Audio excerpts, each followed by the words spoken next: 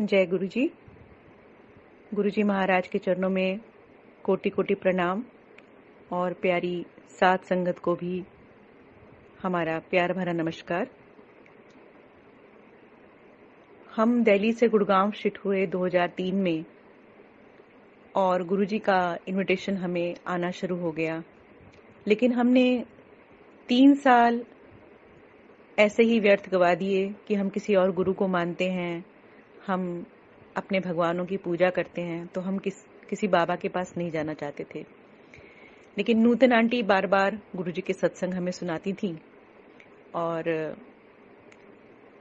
वो कभी भी थकी नहीं। 3 साल तक लगातार गुरु जी के बारे में, उनकी महिमा, उनके गुणगान सुनाती रही। तो एक दिन मेरे मन में आया कि क्यों ना आंटी को खुश करने के लिए हम गुरु महाराज के दर्शन करने चले जाएं। तो लेकिन मेरे अंकल को मनाना बहुत मुश्किल था, क्योंकि हमें सभी बाबाओं ने और पंडितों ने इतना लूटा था कि हमने कसम खा ली थी कि हम आज के बाद किसी बाबा या किसी पंडित के पास नहीं जाएंगे। तो मैंने अंकल को बोला कि आज मेरा जन्मदिन है, मैं जैसे मनाना चाहूँ मुझे मनाने देना। तो इन्होंने सोचा कि ये शायद कोई मूवी देखने जाएगी या रेस्टोरेंट में जाएगी खाना खाने, लेकिन मैंने इनको बोला नहीं, हम शाम को नूतन के गुरुजी के पास चलेंगे और वहीं लंगर करेंगे। तो इन्होंने बोला कि तू अपना प्रॉमिस तोड़ रही है, चल मैं चलता हूँ, आज जाऊंगा, आज के बाद कभी नहीं जाऊंगा। मैंने नूतन आंटी को फोन किया कि भी आज मैंने अंकल को मना लिया है और हम शाम को गुरुजी के मंदिर चलेंगे। तो उन्होंने कहा कि मेरे पास अपनी कार नहीं है, तो आप मेरे पास आ जाना और वहीं से हम आपकी कार में बैठ के गुरुजी के दर्शन के लिए जाएंगे। हमने कहा ठीक है। और उसके बाद क्या हुआ कि मैं कभी भी दिन में सोती नहीं हूँ, लेकिन उस दिन मेरा मन किया कि मैं थोड़ा आराम कर लूं। मैं जैसे ही लेटी मुझे नींद आ गई और नींद में मुझे बहुत सुंदर सपना दिखाई देता है, जिसमें छोटे मंदिर के मुझे दर्शन होते हैं और मैं एम्पायर स्टेट पहुंच जाती हूँ। वहां गुरु महाराज एक सुंदर सा सिंहासन पर बहुत सुंदर सा चोला पहन के बैठे हुए हैं और एकम ओंकार और ओम लाइट में ब्लिंक कर रहे हैं और ऊपर आसमान में एक गोल्डन ईगल घूम रहा है। तो मैं सोचती हूँ जहां मैं जा रही हूँ मुझे उसी जगह के दर्शन हुए हैं। तो जब आंटी मेरी कार में बैठती है, मैं उनसे पूछती हूँ कि आंटी जहां हम जा रहे हैं वहां ये सब है? तो कहने लगी ये सब तेरे को कैसे मालूम चला? तेरे को तो मैंने सिर्फ गुरुजी के सत्संग सुनाए हैं, एम्पायर स्टेट के बारे में तो कुछ बताया नहीं। तो मैंने उनको बताया कि आज मैं दिन में सो गई थी और सपने में मैंने ये सब देखा। तो उन्होंने बोला तेरे को गुरुजी ने ब्लेस कर दिया, तू लकी है, ये वो। तो जब नई संगत होती है तो उसको समझ नहीं आती है कि भी क्या ब्लेसिंग होती है। तो मैंने उसको एक सपन मात्र समझ के इधर से उधर निकाल दिया। तो जैसे ही हम गुरुजी के पास पहुंचे, गुरुजी एम्पायर स्टेट में कैजुअल वियर्स पहन के, जॉगिंग शूज पहनकर एक सेटी पे बैठे हुए थे। बहुत ही सुंदर दर्शन। उन्होंने हमारी तरफ देखा और कहने लगे कौन है? तो नूतन आंटी बोली कि मेरी फ्रेंड हैगी, कच्ची पक्की। तो उन्होंने बोला पक्की। फिर गुरुजी हंसे, कहने लगे की कर देने? हमने कहा गुरुजी हम गाना गाते हैं। केहो जा गांदे हो? गुरुजी कैसे बताएं, आप जानी जानो, जैसे अपने बारे में हम कैसे बता सकते हैं कि हम कैसा गाते हैं? तो कहने लगे चंगा बह जा। किथे दा रहने वाला है? मेरे अंकल से गुरुजी ने पूछा। तो मेरे अंकल कहने लगे मैं जम्मू दा। तो गुरुजी मेरी तरफ देख के बोले तू ते अंबाले चंडीगढ़ दे कोल दी सरदारनी हैगी। मेरे रोंगटे खड़े हो गए, क्योंकि इस बात के बारे में मेरे इन-लॉज तक को नहीं मालूम था कि मैं एक सिख बॉर्न बेबी हूँ। और क्योंकि मेरे को अडॉप्ट किया था मेरी मौसी ने, जो कि हिंदू फैमिली में थे, और हमने किसी को बताने की जरूरत नहीं समझी। तो मेरे दिमाग में आया कि शायद मैंने नूतन आंटी को बता दिया या क्या, ऐसा सोचते सोचते मैं बैठ गई। मुझे नहीं मालूम था कि मैं जिस दरबार में आई हूँ वो गुरुजी महाराज साक्षात भगवान है। इतने में ही एक सेवादार अंकल ने मुझे चाय प्रसाद दे दिया और चाय प्रसाद पीते पीते मेरे गले में एक बहुत पुरानी प्रॉब्लम थी, जिसमें मुझे रिलीफ मिलने लगा। मैंने सोचा कि ये चाय में लौंग दालचीनी डली हुई है, इससे मेरे को आराम मिल रहा है, फिर वैसे ही हो जाएगा। लेकिन यकीन मानिए उस दिन से लेके आज तक मुझे वो प्रॉब्लम दोबारा नहीं हुई। जय गुरु जी। और फिर हम गुरुजी के पास जैसे ही बैठे तो बहुत अच्छा लगा। वहां पर शबद चल रहे थे, थोड़ी देर में लंगर सर्व हुआ, लंगर किया, हम जाने लगे तो किसी ने बोला कि गुरुजी से आज्ञा लेके जाना। जैसे ही मैंने माथा टेका गुरुजी के आगे तो गुरुजी कहने लगे ऐश करो आंटी। उसके बाद अंकल ने माथा टेका तो गुरुजी कहने लगे वीरवार नू आई तो 5.25 ग्राम दा सोने दा ओम बना के ले आई। हमने एक दूसरे को देखा कि हम तो फिर से लूटे गए। जैसे और बाबा दक्षिणा के रूप में कुछ ना कुछ लेते हैं, ऐसे ही गुरुजी महाराज भी ये सोने का ओम सबसे लेते होंगे। हमें नहीं मालूम था कि वो ओम किस लिए मंगा रहे हैं। हम लड़ते झगड़ते घर पहुंचे। अगले दिन सुबह नूतन आंटी का फोन आ गया कि तू तो बहुत ब्लेस्ड है। मैंने बोला वो सब ठीक है, लेकिन हमारे घर में तो लड़ाई हो गई है, हम दोबारा नहीं जाएंगे। तो आंटी ने बोला नहीं, जो गुरुजी ने कहा है वो हुक्म आपको मानना है। तो हमने सोचा कोई वहम न रह जाए, इसलिए लड़ते झगड़ते सोने का ओम बनाया और वीरवार को हम गुरुजी के पास पहुंच गए। अभी हम लाइन में ही लगे थे कि गुरुजी ने दूर से देखा और पूछने लगे ले आई। हमने कहा हाँ जी गुरुजी। तो गुरुजी ने उसको ओम को हाथ में लिया और अंकल की डेट ऑफ बर्थ पूछी और उसके बाद कहने लगे मंडे को काले धागे विच पाके एनु गले विच पा लई। हमने राहत की सांस ली और एक दूसरे को देखा कि गुरुजी ने तो ब्लेस करके दे दिया। हम तो सोच रहे थे कि गुरुजी ले लेंगे। तो मैंने एकदम से गुरुजी को बोला गुरुजी मेरे वास्ते, क्योंकि मैंने सोचा कि शायद सिंगर्स को ब्लेस करके दे रहे हैं गुरुजी, तो गुरुजी को शायद ये नहीं पता कि मैं भी गाती हूँ। तो मैंने बोला गुरुजी मेरे वास्ते। तो गुरुजी कहते तुहाडा इको कनेक्शन हैगा। तो समझ नहीं आई कि क्या इको कनेक्शन। तो साथ वालों ने समझाया संगत ने कि भी परिवार से एक भी जना ब्लेस हो जाता है तो सारे ब्लेस हो जाते हैं। समझ नहीं थी, हम नए नए थे। हम बैठ गए, हमें अच्छा लगा। हमें लगा कि गुरुजी वैसे बाबा नहीं है जैसे और लोग होते हैं, और हम जाने लगे। तीसरी चौथी बार जब हम गए गुरुजी के पास सत्संग में, तो गुरुजी कहने लगे कि चलो आज तुहाडा गाना सुनते हैं। तो अंकल बोले कि गुरुजी मैं बाजा तो लाया नहीं। तो गुरुजी कहते बाजा कित्थे है? घर। तो घर कित्थे है? गुड़गांव। गुड़गांव केड़ा पाकिस्तान है? जा चक के लिया बाजा, आंटी नु इत्थे छड़ जा। ऐसे बोले गुरुजी। और गुरुजी ने मुझे सिंहासन के राइट साइड बिठा लिया। अंकल चले गए और मुझे लग रहा था कि उन दिनों मेट्रो कंस्ट्रक्शन हो रही थी। अंकल पता नहीं कब आएंगे तो डायरीज लाएंगे कि नहीं लाएंगे। और जब तक वो आएंगे तब तक गुरुजी सिंहासन से उठ के अंदर चले गए या दरबार में पता नहीं क्या होगा। मैं क्या गुरुजी को सुनाऊंगी, बहुत सारी टेंशन मेरे दिमाग में चल रही थी। लेकिन पता नहीं क्या हुआ, 15 मिनट के अंदर ही गुरुजी मेरे अंकल बाजा लेके गुड़गांव से एम्पायर स्टेट आ गए और गुरुजी ने इशारा किया कि अभी रुको, जब मैं बोलूंगा तब बाजा खोलना। जब काफी संगत चली गई, कुछ संगत रह गई, तब गुरुजी ने इशारा किया तो मेरे अंकल ने पहले एक गजल सुनाई। मैंने सर ढक के शब्द सुनाया, प्रभ डोरी हाथ तुम्हारे। उसके बाद मैंने गुरुजी को बोला गुरुजी मैं शब्द या सुनाऊं या भजन सुनाऊं। तो गुरुजी कहने लगे तू लता दा कोई ओल्ड सॉन्ग सुनाओ, पुराना जया। तो मैं मन में सोच रही थी कि मेरे को भजन तो आते नहीं है, तो अगर गुरुजी ने दूसरा तीसरा भजन सुनने के लिए बोल दिया या शब्द सुनने के लिए बोल दिया तो मैं क्या सुनाऊंगी। मेरी लाइन तो ये थी कि हम गजल गाते थे और लता जी के गाने में गाती थी, तो गुरुजी ने वो प्रॉब्लम तो सॉल्व कर दी। लेकिन जब मैं सोचने बैठी कि मैं गुरु महाराज को क्या सुनाऊं, तो थोड़ा सा ये लगा कि दरबार में गुरु महाराज के आगे कौन सा लता जी का गाना सुनाऊं। तो इंडेक्स देखा, उसमें लता जी का तुम ही मेरे मंदिर तुम ही मेरी पूजा गाना मेरे को दिखाई दिया। तो मैंने अंकल से पूछा कि ये सुना दूं। उन्होंने बोला हाँ ये ठीक है, और मैंने वो सुनाया और गुरुजी बहुत खुश हुए, बहुत सारी ब्लेसिंग दी। और इस तरीके से गुरुजी के दरबार में हमारी हाजिरी लगनी शुरू हुई। गुरुजी ने बहुत सारी ब्लेसिंग दी, बहुत सारी क्या बोलूं कि हमारी झोलियां छोटी पड़ रही हैं जो गुरु महाराज हमें इतना देते जा रहे हैं। एक बार खूब सारा लंगर खिलाया और लंगर के बाद फिर डबल लंगर कराया। हमने गुरुजी को बोला गुरुजी हम खा चुके हैं, तो गुरुजी कहने लगे डबल लंगर है, डबल ब्लेसिंग हैगी। समझ नहीं थी कि डबल ब्लेसिंग का मतलब क्या है। उसके बाद चाय प्रसाद आ गया, फिर हलवा प्रसाद आ गया। तो मेरे अंकल कहने लगे कि मैंने बहुत मीठा खा लिया है पहले ही, और ये हलवा तू खा ले, मेरी शुगर बढ़ जाएगी। गुरुजी बहुत दूर बैठे थे, हमारे पास वाले को भी नहीं पता था कि अंकल ने मुझे क्या बोला है। गुरुजी वहीं से बोले, खा ले कंजरा, कल जाके चेक कर ली, तेरी शुगर नॉर्मल करती है। तो हमने नेक्स्ट डे जाके चेक किया, शुगर नॉर्मल थी।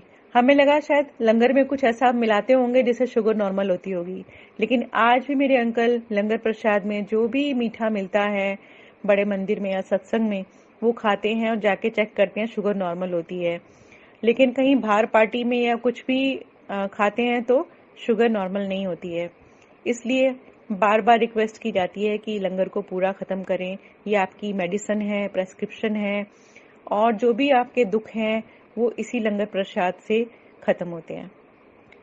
संगत जी, सत्संग करने में आऊं तो मेरे पास बहुत सारे सत्संग हैं गुरुजी के। गुरुजी ने अंकल के छोटे बाल कराए और ये भी बोला कि नवा बाजा लेकर आओ। बहुत सारे सत्संग हैं। बाजा ब्लेस करने के लिए जैसे गुरुजी ने बोला तो हमारे पास उस समय पैसे नहीं होते थे, तो अंकल बोलने लगे कि भी गुरुजी को पता नहीं है क्या, हमारे पास काम नहीं है, इधर बच्चों की फीसें हैं, एडमिशन है, बुक्स है, मैं बाजा कहाँ से लाऊंगा। ये सोच के हम हर बार टाल देते। जब भी जाते गुरुजी बोलते नवा बाजा नहीं लिया है, तो मैं चुप हो जाती। एक दिन अंकल ने कहा चलो मैं बाल तो कटवा ही लेता हूँ। बाल कटवा के अंकल का बड़ा अच्छा हेयर स्टाइल था, जैसे जाकिर हुसैन टाइप, बड़े बड़े बाल होते थे, तो अंकल को बहुत पसंद थे, लेकिन मुझे पसंद नहीं थे। तो जब बाल कटवा के अंकल शीशे के आगे खड़े हुए तो कहने लगे तूने ही गुरुजी को कहा होगा। मैंने कहा मैंने तो कभी गुरुजी से अलग से बात की नहीं, ना मेरे पास कोई फोन नंबर है, मैं तो आपके साथ जाती हूँ, आपके साथ ही आती हूँ। तो मैंने कहा कि कोई बात नहीं, अभी बाल कटवा लिए हैं, उसके बाद फिर बढ़ा लेना। तो जैसे ही हम मंदिर गए तो बाहर संगत मिली, उन्होंने बोला अंकल आप तो 10 इयर्स यंग लग रहे हो। अंकल को अच्छा लगा। जैसे अंदर गए तो सारे देखने लगे अंकल को, गुरु महाराज ने भी देखा। उन्होंने अंकल की तरफ देख के फिर मेरी तरफ देखा, फिर कहने लगे आंटी तेरा बंदा बनाता जेंटलमैन, इस तो पहले डंगर सी। तो सारे हंसने लग गए। कहने का मतलब ये था कि मेरे अंकल थोड़े नेगेटिव थे और हर चीज को नेगेटिव सोचते थे। तो गुरुजी ने उनकी नेगेटिविटी बालों के माध्यम से काटी और उनके ग्रह जो भी थे खराब उनको काटा। जैसे भी गुरुजी का कल्याण करने का तरीका था हमें तो समझ नहीं थी। फिर गुरुजी ने मेरी तरफ देखा, कहने लगे बाजा नहीं लिया है। हमने कहा नहीं गुरुजी। तीसरी बार गए, फिर गुरुजी ने बोला बाजा नहीं लिया है। हमने कहा नहीं गुरुजी, काम नहीं है। गुरुजी कहने लगे काम आंधा रहेगा बथेरा, तुम बाजा लेकर आओ। फिर मुझे कहने लगे गुरुजी, गुरु जो 3 बार आज्ञा करता है वो झूठ माननी चाहिए। तो हमने घर जाके डिस्कस किया और फिर ये किया कि भी पुराना बाजा हम बाजे वाले को दे देते हैं और उसके बाद नया बाजा उससे किश्तें बांध लेते हैं, क्योंकि जो बाजा हमें चाहिए था वो उस समय 45-50,000 से कम नहीं आता था और हमारे पास बिल्कुल पैसे नहीं थे।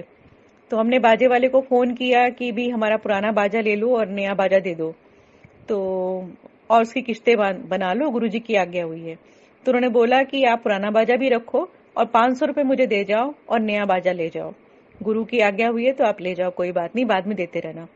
अब बाजा आ गया, उसके बाद कोई ना कोई गेस्ट आ जाता था जिसके साथ उसके बच्चे होते थे और हम बोलते थे कि गुरुजी के पास हम जा रहे हैं, तो वो भी तैयार हो जाते थे कि भी चलो हम भी चलते हैं गुरुजी के दर्शन करने के लिए।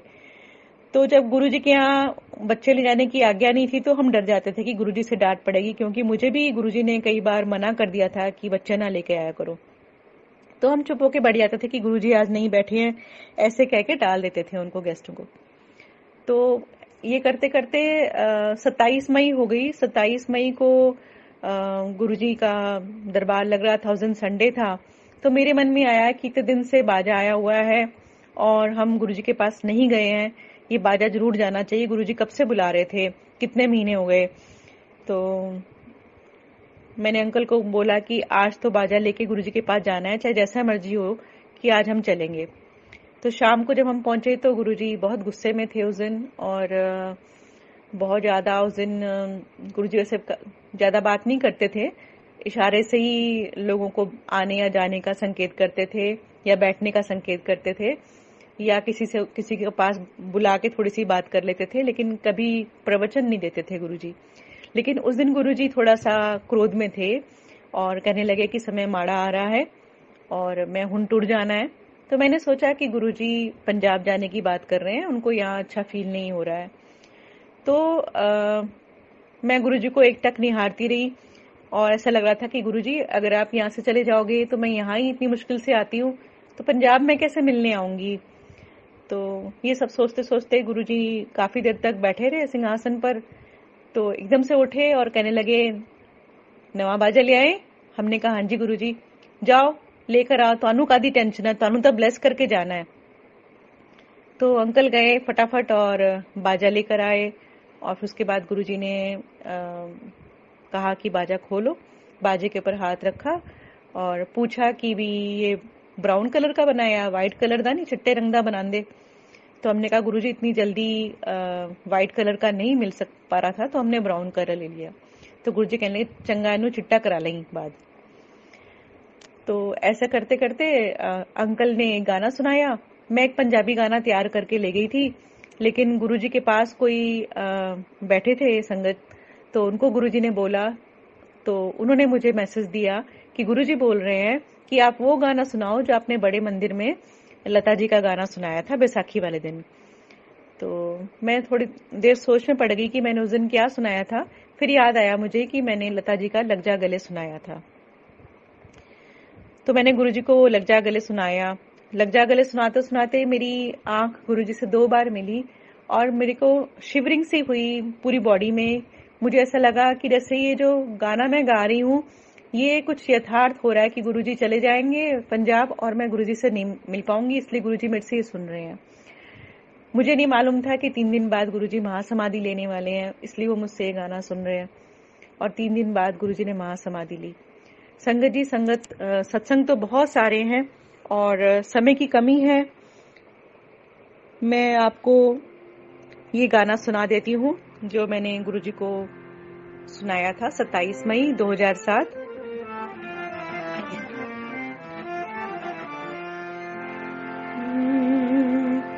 लग जा गले के फिर हंसी रात हो न हो, शायद फिर इस जन्म में मुलाकात हो न हो। लग जा गले से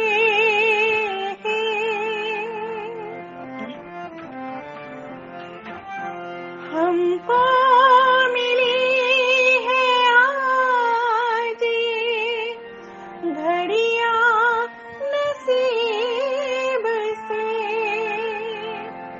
जी भर के देख लीजिए हमको करीब से, फिर आपके नसीब में ये बात हो न हो, शायद फिर इस जन्म में मुलाकात हो न हो। लग जा गले से।